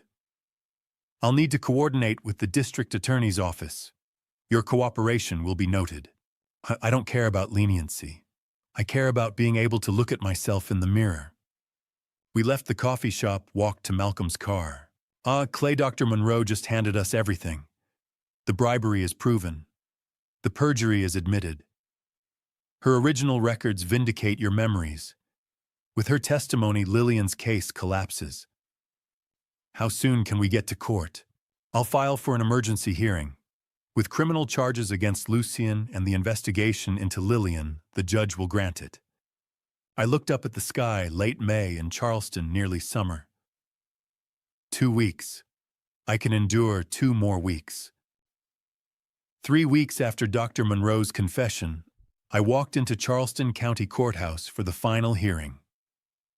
The press was calling it the estate case of the year. The morning was warm, mid-June humidity settling over Charleston like a blanket. Outside the courthouse, camera crews clustered near the entrance, reporters checking microphones, photographers positioning themselves for the shot. A reporter called out as I approached. Mr. Merrick, any comment on your daughter's arrest? I kept walking, Malcolm beside me. No comment. Beverly Pierce met me at the entrance, squeezed my hand. Half of Charleston is here, Clay. They want to see justice done. Inside, the courtroom was packed. Every seat filled, people standing along the back wall. I recognized faces: Chief Tucker from Station 5, colleagues from my EMT classes, members from Holy Trinity Church, neighbors from King Street. Lillian sat at the defendant's table with Douglas Kingsley arranging documents. She wore an expensive navy suit, her posture composed, but I noticed her knuckles white as she gripped her pen. She stared straight ahead, wouldn't look at me. We hadn't spoken since before the funeral. Lucian's chair sat empty. He was in jail awaiting his separate criminal trial. When all rise, Judge Miriam Ashford entered, her black robe swishing as she took the bench. Everyone stood. Please be seated. We're here for the final hearing in the matter of the estate of Josephine Merrick. Mr. Kingsley, your opening statement. Douglas Kingsley stood less confident than at the emergency hearing. He knew what evidence was coming. Your Honor, this case concerns a husband who, while well-intentioned, took advantage of his wife during her incapacity. Large financial transactions over $280,000 require explanation. Undue influence during a vulnerable period. My client acted out of concern for her mother's estate. He referenced Dr. Monroe's preliminary testimony, not knowing she'd flipped. His opening painted Clayton as someone who'd exploited circumstances, hitting procedural points, but lacking conviction. When he sat down, the courtroom felt unmoved. Malcolm stood. Your Honor, this case is about greed disguised as concern. His voice filled the courtroom, clear and confident. The evidence will show that Lillian Merrick and her fiancé, Lucian Sinclair, orchestrated an elaborate fraud. They paid a doctor to commit perjury. They hired private investigators to destroy Mr. Merrick's reputation. They created a fake company to file fraudulent liens. They intimidated witnesses. And they did all of it for one reason: money. Whispers rippled through the courtroom.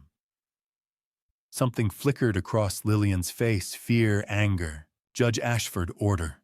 Malcolm continued. Most importantly, Your Honor, You'll hear from Josephine Merrick herself, not through disputed testimony, but through video footage taken during her lucid periods. Through meticulous care logs kept by a professional caregiver, and through her own handwritten will. He turned, pointed at Lillian.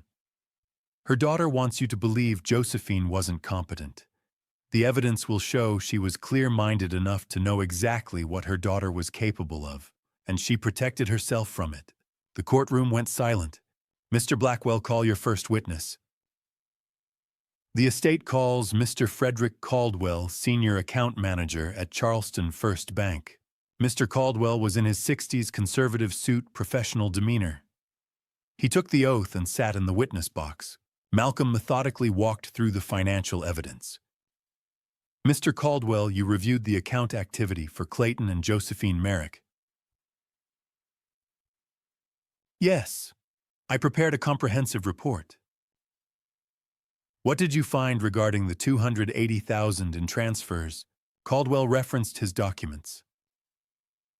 The transfers fell into 5 categories: professional medical care, experimental treatment costs, home modifications for medical purposes, legal fees for estate planning, and respite care services. Were these transfers unusual for a family managing advanced Alzheimer's care? No. They're consistent with comprehensive in-home care. Many families spend equivalent amounts to keep loved ones home rather than in facilities. 1, 2. Did you find any transfers that appeared personal, suspicious, or unrelated to Mrs. Merrick's care? No. Every transfer had corresponding documentation, receipts, invoices, care contracts. Kingsley's cross-examination focused on oversight, whether Clayton had sole access.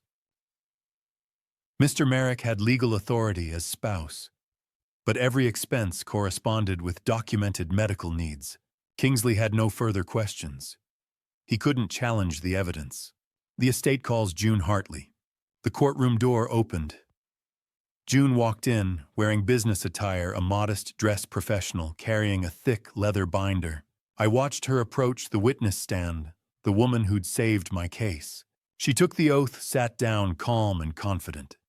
Mrs. Hartley, what was your role in Josephine Merrick's care? June's voice was clear, professional.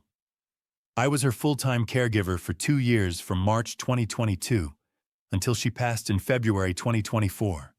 And did you document that care? June opened the binder. Yes, every single day, every detail. Malcolm approached, took the binder, held it up, so the entire courtroom could see its thickness. Your Honor, this represents 2 years of daily logs. With the court's permission, I'd like Ms. Hartley to explain what's contained inside. June's testimony lasted all afternoon. By the end, even Douglas Kingsley had stopped objecting. Malcolm walked through the documents systematically, June, answering each question with professional precision. What, Ms. Hartley, you've shown the court your care logs. Can you describe a typical day caring for Mrs. Merrick? June's response was detailed, methodical. Morning routine medications at 7 a.m., breakfast preferences, mood assessment. Clayton's involvement. Mr. Merrick was present every morning. He helped with bathing, assisted with meals, stayed during difficult episodes. Afternoons, physical therapy, exercises, reading time, rest periods. Evenings, dinner, medications, bedtime preparation. Nights, June or Clayton, nearby baby monitor system in place. So Mr. Merrick never left her alone on bad days. He used all his vacation time, rearranged his teaching schedule, slept in a chair beside her bed when she felt anxious. I remembered those nights, Joe's hand in mine. Mrs. Hartley, your visitor logs. How many times did Lillian Merrick visit her mother? June consulted the log. She already knew the answer. 4 times over 2 years. An audible reaction rippled through the courtroom. Gasps, whispers. Judge Ashford, order please. 4 times in 24 months. Correct. Can you describe those visits? June referenced her notes, dates, times, durations. Visit 1, April 2022. 30 minutes, awkward, abrupt departure. Visit 2, October 2022. 45 minutes asked about financial accounts seemed uncomfortable with mother's condition. Visit 3 August 2023. 20 minutes brief check-in work, phone call interrupted. Visit 4 February 2024, 10 days before Josephine died. 40 minutes evening, Mr. Merrick not home. Let's discuss that fourth visit. What happened? June's expression hardened. Ms. Merrick arrived around 7 p.m. Mrs. Merrick was in her wheelchair in the living room, weak but alert. Ms. Merrick approached with papers. Kingsley stood. Objection, Your Honor. Hearsay. Miss Hartley witnessed events. She can testify to what she observed. Objection overruled. Continue. Ms. Merrick tried to pressure her mother into signing documents. Mrs. Merrick was confused, kept asking for Clayton. Ms. Merrick became frustrated. Her voice got louder. Mrs. Merrick started crying. I clenched my jaw. Joe's final days had been hard enough without this. Did you document this? Yes, in my log, and it was captured on security camera. Your Honor, I'd like to play video evidence. Proceed. The lights dimmed. A screen was wheeled into the center of the courtroom. Malcolm played footage chronologically. Clip 1. Clayton's Care 3-minute compilation. Clayton helping Joe eat patient and gentle, wiping her chin. Clayton reading to her from her favorite book. She didn't respond, but he continued. Clayton holding her hand, singing softly an old song from their wedding. Joe confused but comforted. Clayton, I'm here, Maggie. Always here. The courtroom went silent. Several people were crying. I had tears on my face. I'd forgotten cameras captured these private moments. Beverly in the gallery wiped her eyes. Clip 2. Lillian's visit. February 14th, 2024. Lillian entered, kissed Joe's cheek perfunctorily. Pulled a chair close, removed papers from her bag. Mom, we need to talk about paperwork. Joe, weak and confused. Papers. Yes. This will make things easier later. Just sign here. I don't... Where's Clayton? Lillian's voice rose, frustration bleeding through. Mom, I'm trying to help sign it. Joe recoiled, crying. No. I want Clayton. Lillian stood angry. You're being difficult. I'm trying to protect your estate. Joe through tears. You never come. You never. Lillian grabbed the papers, stormed out. The door slammed. Stunned silence filled the courtroom. I watched Lillian's face. She stared at her hands, wouldn't look at the screen. Clip 3. Lillian alone, continuation. Lillian thinking herself alone. June was in the kitchen, went to Joe's desk in the corner. Opened drawers searching. Found a document, pulled it out. The first page visible on camera, last will and testament. Lillian read it. Her expression changed, anger. Determination. She folded the document, put it in her purse, and left. Malcolm paused the video. Your Honor, Ms. Merrick took and destroyed her mother's will. He produced a document. Fortunately, Mrs. Merrick made a backup copy hidden in the family Bible. The will dated 6 months before Joe died, notarized, witnessed. Malcolm read a key passage. I leave my entire estate to my beloved husband, Clayton Merrick. He deserves it through devotion, love, and sacrifice. My daughter has achieved her own success and needs nothing from me. Lillian closed her eyes, face pale. Clip 4. Josephine's lucid moment. October 2023. 4 months before death. Joe lucid, sitting upright, eyes bright, completely different from previous clips. June beside her. Mrs. Merrick, you asked me to record this. Joe, voice weak but clear. Yes. I need to say this while I can. Joe spoke directly to camera. Everything to Clayton. The house, the money, everything. He's been here. Every day. Through all of it. Tears in her eyes. Lillian. My daughter. She only calls when she needs something. She doesn't love me. She loves what I have. Clayton is my heart, my life. He deserves every bit of this. Don't let Lillian take it. To June, you'll remember, you'll tell them. June in the video. I promise Mrs. Merrick. I'll remember. The video ended.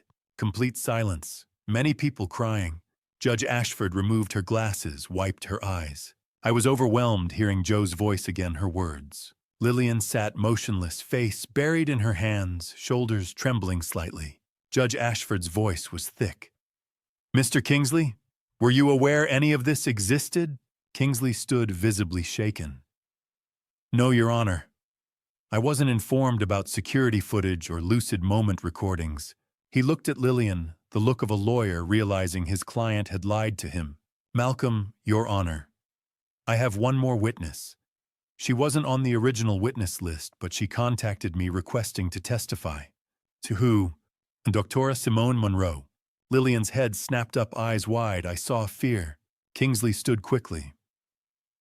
Objection. Dr. Monroe testified at the preliminary hearing for the plaintiff. The judge raised her hand, cutting him off mid-sentence. Dr. Simone Monroe stepped through the courtroom doors. She wore a crisp white blouse beneath a dark blazer, carried a leather portfolio, and walked with the measured stride of someone who'd made a difficult decision and intended to see it through. Her eyes found mine briefly as she approached the witness stand, and I saw something I hadn't expected: regret mixed with determination. Judge Ashford gestured to the bailiff. Please swear in the witness? Monroe raised her right hand, her voice steady as she took the oath. I noticed her fingers weren't shaking, though they gripped the portfolio tightly enough that her knuckles had gone white. Malcolm stood buttoning his jacket. Dr. Monroe, you testified at the preliminary hearing in this case approximately 7 weeks ago, is that correct? Yes. And at that hearing you stated under oath that Josephine Merrick was completely incapacitated during the final 18 months of her life, unable to make legal or financial decisions. Do you stand by that testimony? The courtroom went absolutely silent. Even the court reporter's fingers stilled above the keys. Monroe's shoulders rose and fell with a deep breath. No, that testimony was not truthful. A murmur rippled through the gallery. Judge Ashford's gavel came down once, sharp and decisive. Order! Kingsley shot to his feet. Your Honor, I object. On what grounds, Counselor? The judge's tone carried an edge I hadn't heard before. This witness is... I wasn't informed that Dr. Monroe would be recanting her previous testimony. The defense hasn't had adequate time to... Mr. Kingsley, sit down. Judge Ashford leaned forward. Dr. Monroe has been sworn. She will testify. You'll have your opportunity to cross-examine. Continue, Mr. Blackwell. Malcolm approached the witness stand, holding a manila folder. Dr. Monroe, why did you provide false testimony at the preliminary hearing? She opened her portfolio with deliberate care, removing a stack of documents. I was offered $50,000, $25,000 before the hearing, $25,000 after, to testify that Mrs. Merrick lacked capacity throughout the period in question. And who made this offer? Lillian Merrick. I heard a sharp intake of breath behind me. Lillian's chair scraped against the floor as she leaned toward Kingsley, whispering urgently. Malcolm accepted the documents Monroe handed him, holding up the first page for the judge to see. Your Honor, these are bank statements showing 2 wire transfers from an account registered to Lillian Merrick to Dr. Monroe's personal account. March 12th and April 18th, 2024. $25,000 each. Judge Ashford examined the statements through her reading glasses. Admitted into evidence. Continue. Dr. Monroe, can you explain why you agreed to provide false testimony on Mindsters? Her voice remained steady, but I heard the weight behind it. I'm 52 years old. I've been divorced for 3 years. I owe approximately $200,000 in student loans and legal fees from the divorce. I have 2 children in college. The financial pressure was... she paused, choosing her words carefully. It felt insurmountable. When Ms. Merrick approached me with her offer, I convinced myself that what I was saying wasn't entirely false, that I was simply emphasizing certain aspects of Mrs. Merrick's condition. But that wasn't accurate, was it? No. Monroe pulled more documents from her portfolio. These are my original clinical notes from treating Josephine Merrick. They show a patient with Alzheimer's disease, yes, but one who experienced periods of lucidity, sometimes lasting hours, occasionally a full day. During these periods, she was oriented to person, place, and time. She could articulate her wishes clearly. She recognized family members and could make reasoned decisions. Malcolm took the notes, flipping through several pages. These notes contradict your testimony at the preliminary hearing. Completely. And Ms. Merrick instructed you to misrepresent your clinical findings. Yes. She told me the estate was large, approximately $3.2 million, and that she deserved it because her father had... Monroe stopped, glancing toward Lillian. She said he'd never been there for her mother, that he didn't deserve anything he'd been given. I felt Beverly's hand find mine beneath the table, squeezing gently. Malcolm returned to his table, exchanging the medical notes for another folder. Dr. Monroe, did you have any communication with Miss Merrick after the preliminary hearing? Yes. Multiple emails and text messages. And what was the nature of these communications? Monroe's professional composure cracked slightly. She was concerned about the investigation into Lucien Sinclair.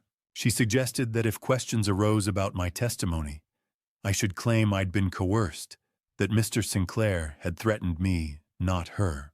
She said she would deny any involvement, and that I'd be left to face perjury charges alone. Your Honor, I have those emails and text messages here. Malcolm held up printed copies. Dr. Monroe forwarded them to our office 3 days ago. They show a clear pattern of Ms. Merrick attempting to distance herself from the witness, tampering while simultaneously maintaining control. Judge Ashford accepted the documents, reading through them with an expression that grew increasingly stern. When she finished, she removed her glasses and looked directly at Lillian. Bailiff.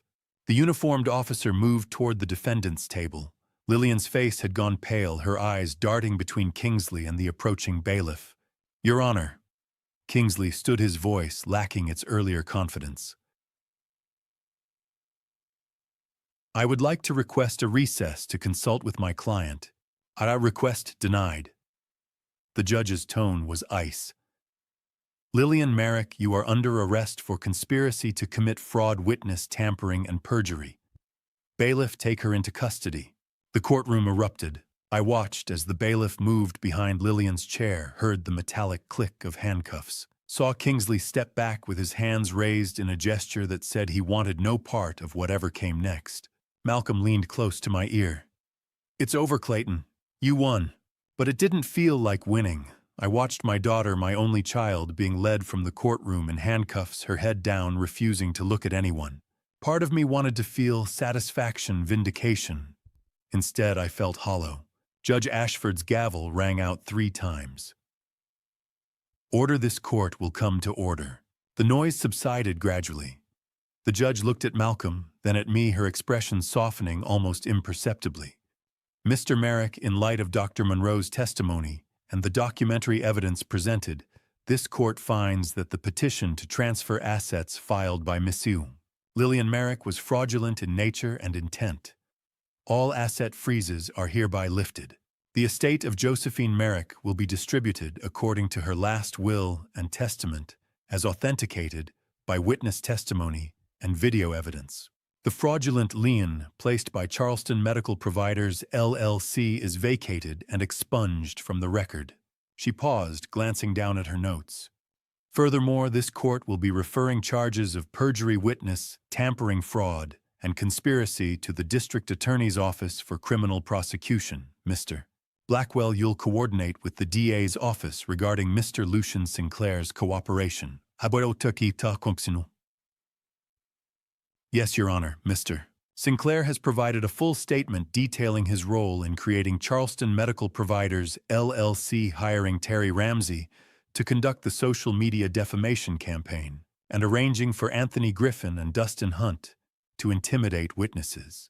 He's confirmed that Ms. Merrick was aware of and approved these actions with the shared goal of obtaining the $3.2 million estate to pay his business debts and divide the remainder. The judge made a note. Very well. This court is adjourned. The gavel came down one final time. For a moment, I couldn't move. 2 years of caring for Joe. 2 months of grief. 6 weeks of fighting to prove that love and devotion weren't crimes. And it was finished. The gallery erupted in applause.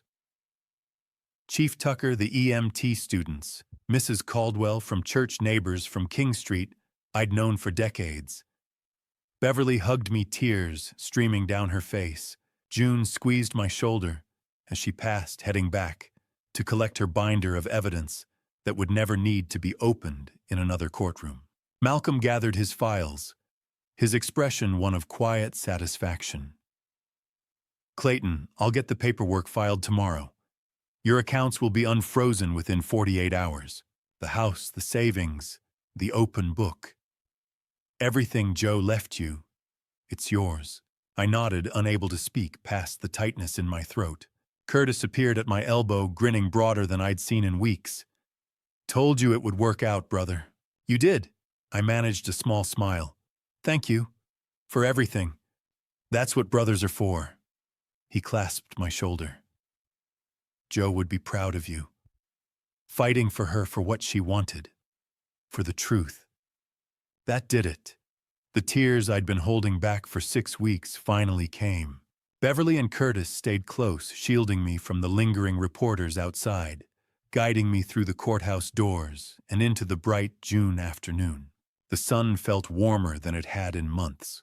3 months after the trial, I sat on the porch at 214 King Street and watched the Charleston sun set over the harbor.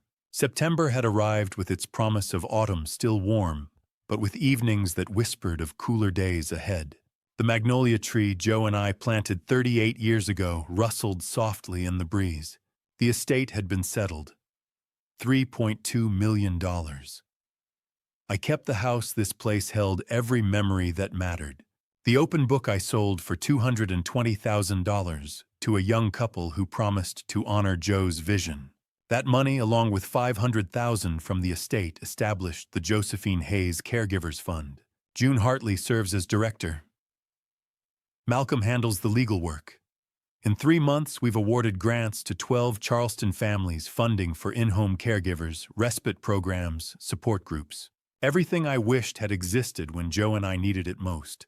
The sentences came down 6 weeks ago. Lillian received 3 years in federal prison for bribery conspiracy to commit fraud and witness intimidation. Lucian got 5 years reduced from 8 for cooperating. Dr. Monroe lost her medical license for 2 years and received probation with community service. Terry Ramsey, Anthony Griffin, and Dustin Hunt all got probation and fines. Kingsley faced no charges. He'd been deceived by his own client. I visited Lillian twice at the federal facility. The first time she cried for 20 of our 30 minutes, barely able to look at me through the glass partition. The second visit last week, she finally spoke. I don't expect forgiveness, Dad. I became someone I don't even recognize. I'm sorry. I'd thought about my response for weeks. You're still my daughter. That doesn't change. But trust takes time. Maybe years. Maybe never. I don't know yet. Life had found new rhythms.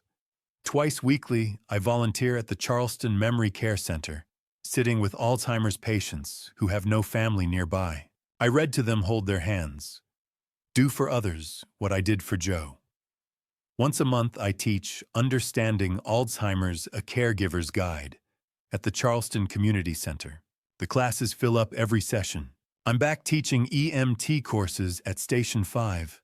Chief Tucker welcomed me with a bear hug, said the station hadn't felt right without me. Every other Tuesday evening, we host an Alzheimer's caregivers support group here. 15 to 20 people gather in what we call Josephine's living room. Beverly helps organize it. June speaks occasionally. We serve coffee, share stories, cry together, laugh together. Joe would have loved seeing this house bring people together again. Martin showed up 2 months ago, the cousin who'd testified against me. He stood on my porch, hat in hands, and confessed that Lillian had paid him to lie. He apologized. I could have slammed the door. Instead, I invited him in for coffee. Everyone makes mistakes. What matters is what you do after. He volunteers at fund events now, trying to make things right. Then there's Mrs. Thompson, a woman I met through the support group. Her husband was just diagnosed with early-stage Alzheimer's at 65. She came to the first meeting terrified, barely able to speak. I recognized that terror. I'd felt it when Joe's doctor first said those words. I mentor them now. Visit every couple weeks, share what I learned. Love doesn't forget, even when memory does, I told her last week. You'll find moments of grace even on the hardest days. Beverly arrived at 6 with homemade lasagna. She does this twice a week, refuses to let me eat alone too often. We sat on the porch talking about the fund, about Joe, about healing. You've done something beautiful with Joe's legacy, Beverly said. She'd be so proud. I hope so. Some days I still talk to her. Tell her about the families we're helping. That's not crazy, that's love. Curtis stopped by around 7, fresh off his security shift. He grabbed a beer from my fridge, the privilege of 30 years of friendship, and joined us. We sat together as the sky turned from gold to purple to deep blue. You could have chosen bitterness, Curtis said quietly. But you chose purpose instead. Bitterness wouldn't honor her memory. By 9, they'd both headed home. I walked through the house slowly, room by room. The living room where Joe's wheelchair used to sit. The kitchen where we'd eaten breakfast for 38 years. The bedroom where I'd held her hand through that final night. Joe's portrait hung in the hallway, my favorite photograph taken when she was 50. She was laughing, her whole face lit up with joy. I stopped in front of it as I did most nights. Her letter still sat on the hall table. Don't let Lillian destroy what we built. I didn't let that happen, Joe, I said softly. And I built something more besides. People ask me if the fight was worth it, if I'd do it all again. I tell them yes. Some promises are worth keeping no matter the cost. Joe left me more than a house or money. She left me a mission: love fiercely, fight for what's right, forgive when possible, and build something meaningful. Lillian is serving her sentence. I visit because she's still my daughter, not because I've forgotten what she did, but because I choose to remember who she might still become. Maybe that's naive. Maybe it's hope. Dr. Monroe is rebuilding her practice and her conscience. She chose truth when it mattered most. Lucien will face his consequences. Some people burn their bridges beyond repair. As for me, I'm not defined by what I lost or who betrayed me.